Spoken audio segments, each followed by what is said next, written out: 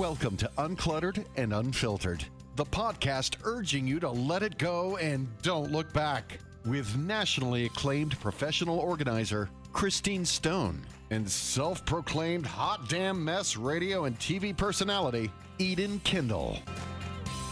Welcome back to Uncluttered and Unfiltered. I'm Eden Kendall. And I am Christine Stone. Christine is a professional organizer. I am a amateur mess, but I am proud of that because we are so different from each other. One thing we do have in common, though, we are both women over 50. Yes, we are. And we have really loved the community that has been built through this podcast. So thank you, everybody, for being a part of everything that we do. Now, do you remember, Christine, a book from, I don't know, was it the 80s? It was the Oprah era. The Oprah era called Men Are From Mars, Women Are From Venus. Yes, I remember it well. It really caused such an uproar at the time because it was the first time somebody really dug in and said, women and men do things differently. We process things differently. And that is why sometimes we have conflict. Well, imagine a female writing a book that has that kind of a premise but delves so much deeper. And that is the book we're talking about today, Think Like a Girl. And we're speaking with the author of that book, Dr. Tracy Packiam. She is a psychological expert in a lot of things. Memory is one of her expertise she's written books about. But most recently, the book that she has really garnered a lot of attention for is Think Like a Girl, 10 unique strengths of a woman's brain and how to make them work for you. So I think we all want that. Why did you write this book? I appreciate you asking that, Eden. You know, as a researcher, I kept noticing you have these scientific findings about how the brain works, but it always felt like one size fits all. It was a very broad brushstroke about, oh, your brain does this, and this is linked to depression or happiness or risk-taking. And I began to recognize that there were a lot more nuances about the female brain that perhaps we're not acknowledging or identifying or even applying to our own lives. And so really that was the motivation for me as a female researcher wanting to write this book, so that I could unpack and understand really how our brain works, be able to accept and acknowledge that, but ultimately to be able to, as you said, harness or apply that for, to maximize our own strengths. That sounds like a researcher's manual, something that maybe is very academic. It's a black book with white bold lettering and hot pink lettering embellishing it. It looks like your favorite beach read. It was such an easy read. Easy read. Easy read. It's fun to read. It has the truths and the myths highlighted in the sides of the pages. Which I loved. That was a favorite. It's just a delightful read. What chapter, Christine, spoke to you the most? Well, I love the whole book, but I have to tell you the bonding brain. And the reason why is because I had posted a question on our Facebook ladies group. How do you think your childhood affects your adult life that you are living now? And the response was overwhelming and kind of what I expected it to be. And so when you see and hear as a truth, early childhood attachments can make a big impact on adult romantic relationships for both men and women. This whole chapter seems to be exactly that. It's what happened in your childhood to in the relationships you have now, in the friendships you have now, in the job you have now. No matter what it is, somehow something that either it could have been a happy thing that happened in your childhood, but it definitely reflects. And I'm 60, she's over 50, and I still think it never goes away. It's just how you deal with it as an adult. Yeah, that's so true, and I really appreciate you bringing that up. For me, what's an exciting thing to know as a psychologist is that it's not deterministic. It's informative. So I feel like that self-awareness is really important and really critical. So you might, and I'm a licensed psychologist, so I sometimes have clients that'll say, why do I find myself attracted to the same person, or why do I fall in the same pattern? It's negative, it's unhealthy, I don't feel good. And a lot of that could be rooted in our childhood patterns that we see mirrored, and then we play out. In part because our brain is wired because we almost want to fix something that we perceive as broken. Not that it is, but in our brains we perceive it as, hey, if I can repeat this pattern, then I can go back, change that, fix it, and then go on a healthier path. But that's not always the healthy approach. And I think that awareness, that understanding is a very important first step. So if you know, I had this kind of dynamic with my parents, my caregivers, even my siblings, and this is kind of laying the foundation for my current friendships, my current romantic relationships, that can be really powerful insight. And then you can make a decision. Is this a healthy decision for me? Do I want to pivot and find a more healthy expression of bonding, as you put it, Christine? I loved that. I really, that chapter spoke to me. I think everybody has that cliche in mind where you see somebody laying on a couch in a psychologist's office and they say, tell me about your childhood. Yes. Well, why would they do that? Well, because it is important information, isn't it, when you're trying to figure out about patterns and things like that. Now, women, do we approach just right out of the gate? Do we approach a relationship differently? For example, let's go with friendships, because I feel like if we start talking about romance, that's a whole thing in and of itself. But let's say friendships. When we meet somebody, are we sizing them up in a different way than maybe a man who meets another man does? I think that's such an important question, and I think there's a lot of research to suggest that women tend to form female friendships on a nurturing basis. And if you think of our stress response as women, it's what psychologists call tend and befriend. So we move away from the fight or flight. We tend not to use that approach, but we want to be socially connected. So in those moments of stress, you may notice that the first thing you want to do is pick up your phone, text someone, call someone, maybe even be on social media, not because you're avoiding the stress, but because you feel like by being on social media, on some low level, you're able to connect. And so just recognizing that pattern, that we seek female friendships as a moment to connect because it nourishes us, and also it gives us an opportunity to express a sense of nurturing. And so knowing that can also help you evaluate what friendships are positive versus what are maybe less positive in your life. Yeah, that's what I was going to say, because even in friendships, you can have a group of friends that actually cause stress, anxiety, sadness, insecurity. And so to me, recognizing that and saying, I don't want to repeat this, even in a friendship, and trying to have friends who make you feel better about yourself and make you feel good when you're with them. Yes, and I think an important thing to keep in mind is, again, this is a generalization, but there is a strong cultural and social aspect, is that women tend to be raised, maybe less so now, but certainly, when I was growing up, to be a people pleaser. And so we also tend to seek friendships and continue and maintain friendships on that basis. We feel we can't let someone else down because it's a failing on our part. And again, that's something to be aware of as a person, male or female, and to recognize is that people pleasing now becoming unhealthy for you because you're wearing yourself thin as a result of saying yes all the time. Yes, I agree with that too. The people pleasing. The people pleasing. I think on some level, almost everybody I know has a degree of that, unless they are just so comfortable in their own skin and they just know what's right for them. Also from that chapter, though, let's talk about hugs. Can we talk about hugs? Because we got a big kick out of that. This was like an aha moment for me when I read this. I thought this was fantastic, only because I'm not a big hugger. And so now I'm fascinated by this, and it's almost like a challenge. So Tracy, why don't you tell us what you say in this book about hugs, how many, how long they should last? Right. So this is fascinating because, Christine, like you, I'm not a big hugger. I like hugging people who are close to me, but I'm not a hug a stranger person. Right. And so when I was, reading over the research for this book, it was fascinating to know that a 20-second hug was enough to release oxytocin, which is a bonding hormone. And it is the very first hormone that we experience when we're born. It's released between the mother and the infant. So it's a really powerful connection. And just to know that 20 seconds of a hug can simulate that same exact bonding feeling. What I found was even more fascinating was another piece of research to show that when someone was hugging a pillow, like one of those curved pillows shaped like a person, they also showed similar levels of oxytocin and lower levels of stress or cortisol, simply by that hugging mechanism. And so again, if you as a listener are not a hugger as a person, at least find a pillow and hug it out.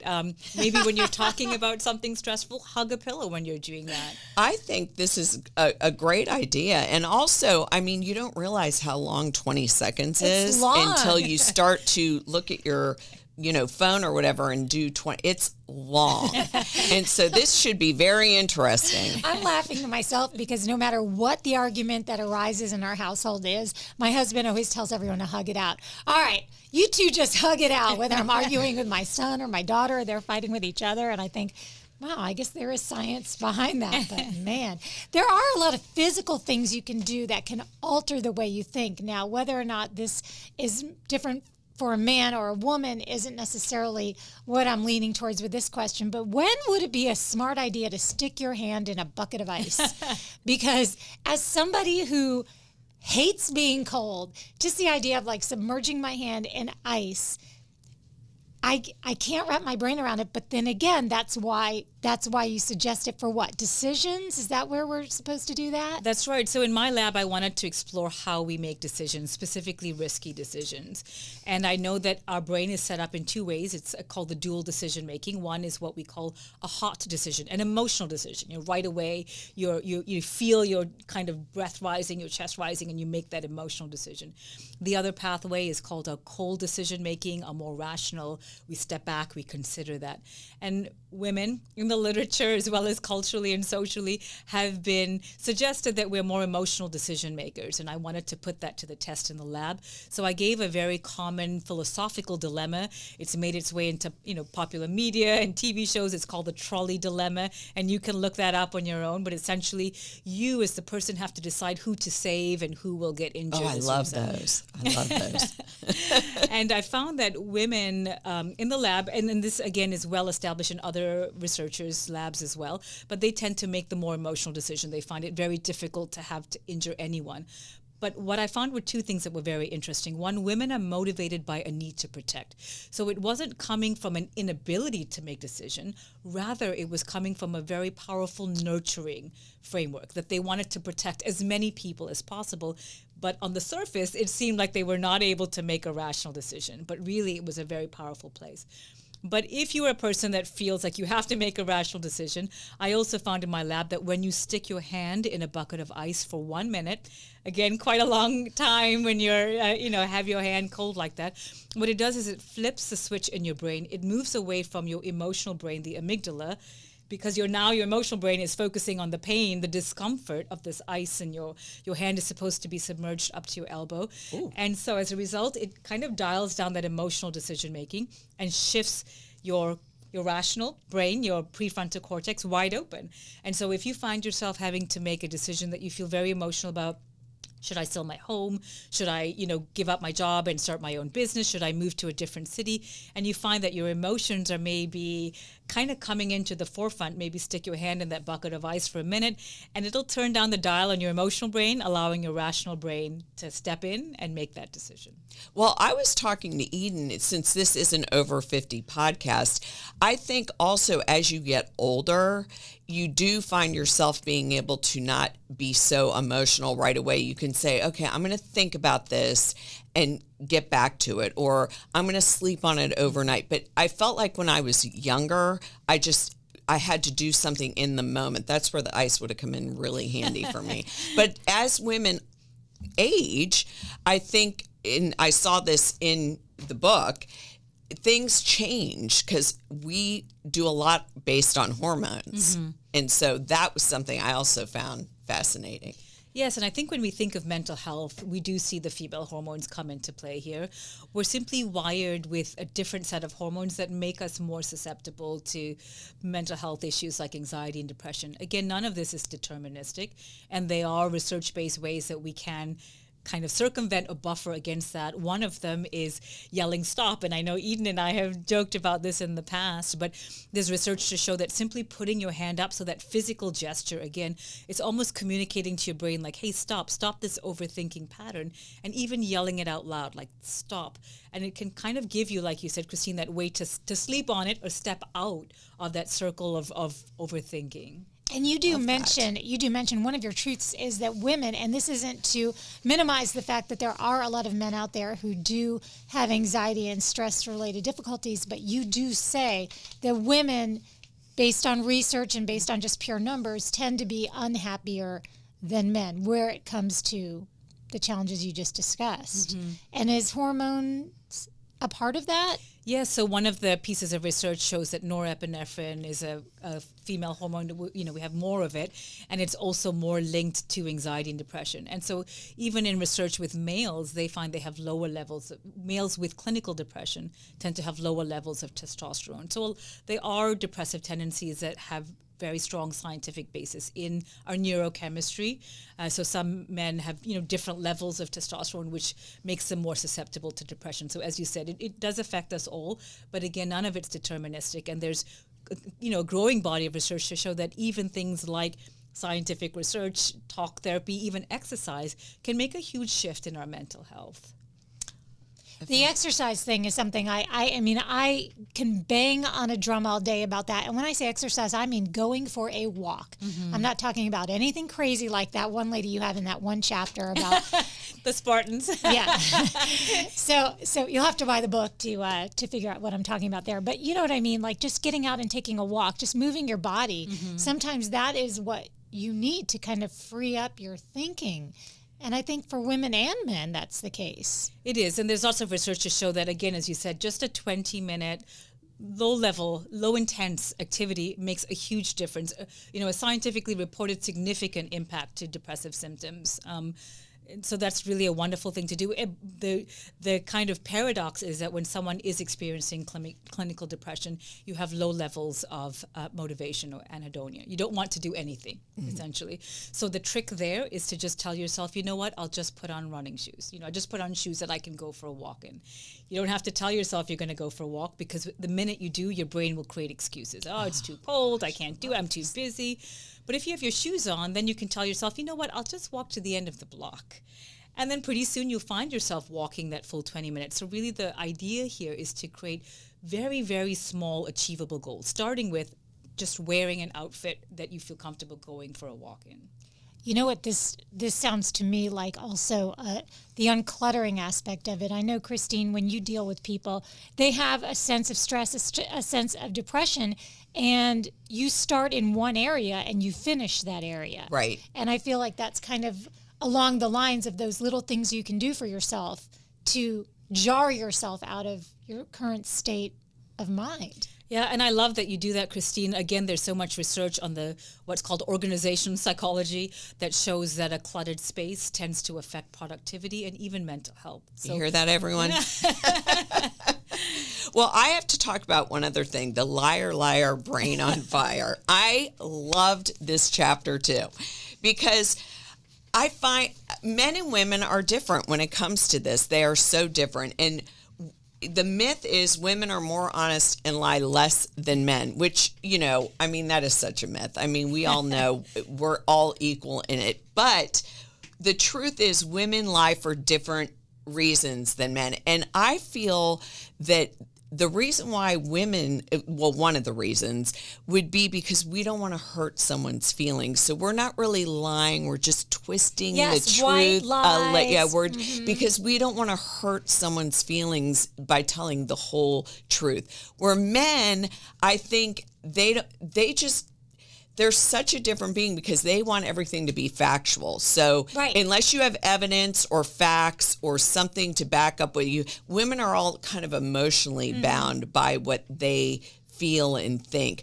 And so I found this fascinating because I do believe women are better liars than men, only because I think we know how to do it so it's not like a blatant out and out lie.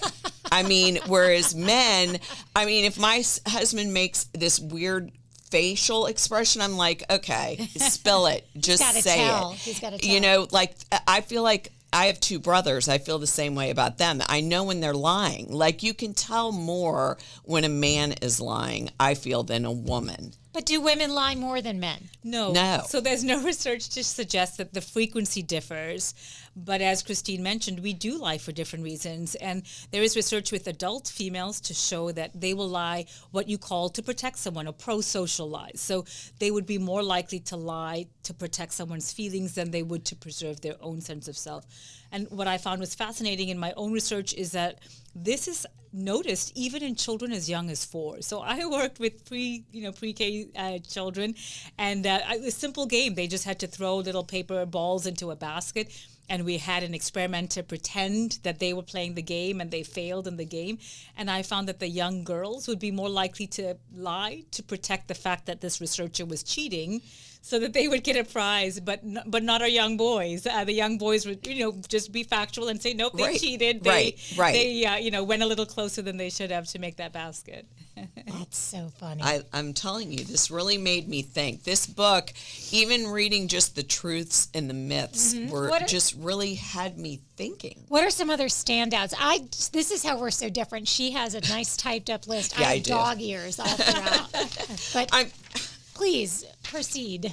I mean, the happy brain. Yeah, the habits too. I want to talk about some of those habits. You go ahead. Okay, so let's talk. I really love when somebody says, I was able to employ something I learned from the podcast. And so there are different things that are habits. And I do love, like you say, just put on your shoes so you could leave the house and go for a walk or something like that.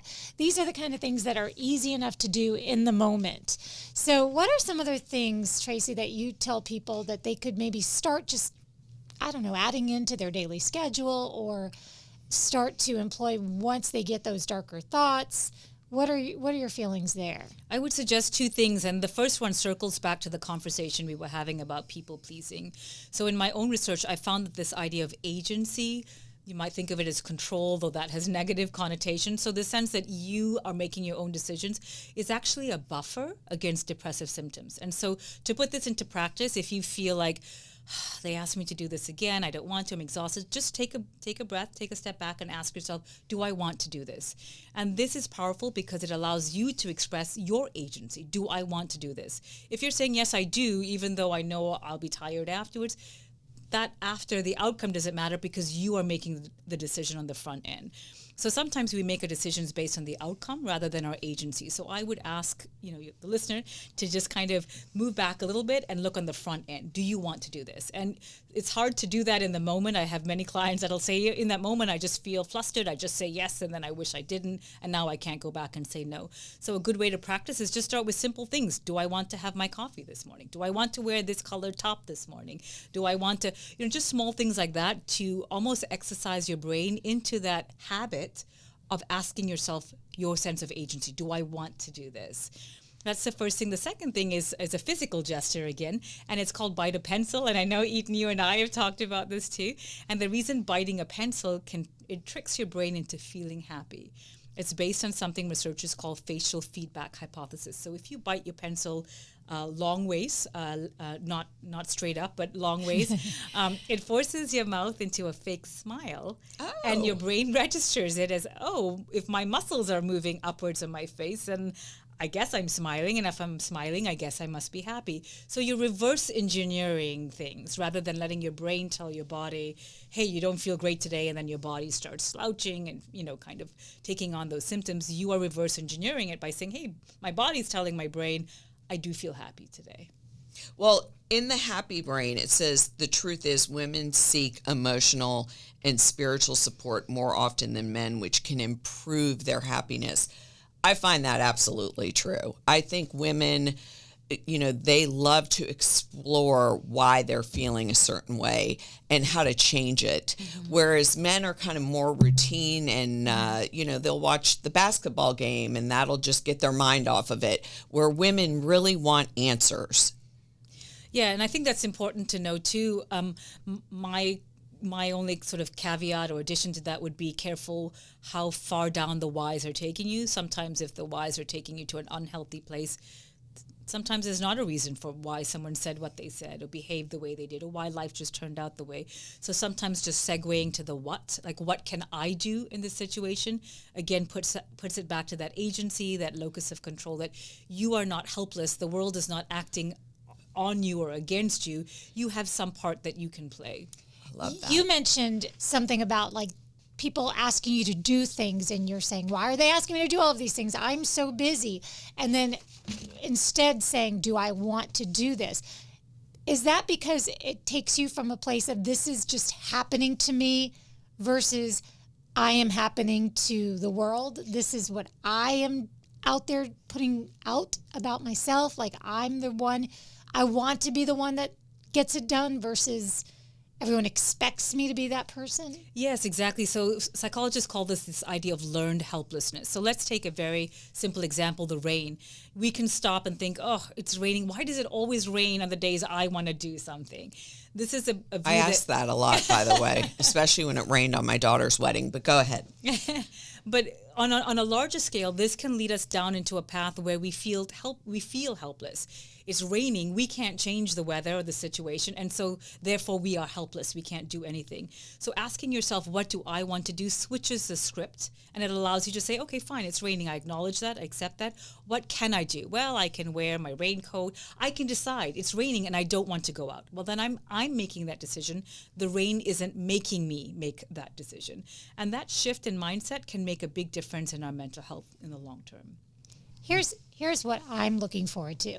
I'm looking forward to a lot of over 50 ladies hugging on their husbands or significant others for 20 seconds or longer. And letting us know. And letting us know. While biting a pencil with their hand in ice. deep in ice. Yeah. So let's get back to the hugs, because I don't think we mentioned how many of these hugs a day you're supposed to do. Wasn't it 12 makes you feel the best? You wrote this down. I know you did. Of course I did. I mean, we need 4 hugs a day to survive, 8 hugs to keep us where we are, and 12 hugs to grow. Is that a day? It is a day. Wow. I might have to start hugging strangers to get to 12 hugs a day. You can buy a dog. Well, I have a dog. So yeah, I'll just hug your dog, Ruka. Yeah. hug your pillow, hug a friend. I do love the fact, though, that this validates the fact that my husband, and yes, I get it, this is problematic. I assure you that's my daughter speaking, her wokeness saying problematic. But oftentimes I'll say something and he'll roll his eyes and say chicks. Like, this validates both of us in that I then say to him, you're right. I mean, the way you said it, maybe not so much, but you're right. It is the way I process things. It doesn't make it any less real. It's just that in my female brain, this is how I perceive this particular thing happening, and it's real. It's the way I am because of who I am. I love that you phrase it that way. And I think, again, it's back to this idea of insight, that you don't feel you have to apologize. It's the way we're wired sometimes. Sometimes it's the way we're raised. So in one of the chapters, I talk about praise, that young girls tend to be praised more for their person. Like, oh, you're so awesome. You're so pretty. You're so amazing. And what that does is it changes their sense of identity, their self, because they connect what they do with who they are. That, oh, if I fail on a test, if I don't do well on this game or whatever, I'm a bad person. But boys, there's lots of research to show that young boys are not praised for who they are. They're praised for what they do. Like, man, you were great out there. You played really hard. And you see this shift really play out even in our adult life, where if we don't do a good job on something, we feel negative as a person. Or a failure. Mm-hmm. I mean, I how could I not have done that to perfection, or, whatever. Men, I did it the best I could. Yeah. And that's it. Yeah. Yes. And I think that's the power, to recognize that we can dissociate between us as a person versus us as a project, what we put out. So, okay, fine, I didn't do so great on that project, but that doesn't make me a failure. And again, it's that insight, knowing that our brain's wired this way or that we were raised a certain way can help us change the script. The book is called Think Like a Girl, 10 Unique Strengths of a Woman's Brain and How to Make Them Work for You. It's available wherever you purchase your books. Is there a way that's best for the author, for people to get their hands on this? No, I mean, there's an audiobook version, a Kindle version, a hardback version, so whatever way you like to enjoy reading. Well, it was an easy read. I really, and I'm not a big reader, so for me to read a book and really get into it, that says something. It's a great book that will arm you in a lot of situations. It's a great book if you have children or grandchildren and you want to be able to make sure that you are doing and saying the things that are best going to help them flourish and be the best they can be. And I think it's a great thing for relationships. I mean, I learned a lot, and poor Mitch, he's going to be getting a lot of hugs. He's going to get the little Dickens hugged out of him, and also a book club. I think this would be a terrific book club read. In fact, what we'll do is we'll make sure, obviously, in all of the different places where we have social media opportunities to share, we'll share this, and we would love to see like a a thread going or something in our little private community that we have called Uncluttered and Unfiltered Ladies Only. We can get something started there for anybody who wants to read the book and make some comments on what they've heard. And where can people find you? I have a website, tracypackiam.com. I'm on social media, Dr. Tracy Packiam, and I'd love to connect. And we'll have all this linked in. Absolutely. So you can find her easy. Love it. So thank you so much. Thank you. We really, really appreciate it. Thank you guys for listening. Thank you for always participating in everything we do. And as always, we're going to ask you if you can subscribe so you're always notified for future episodes.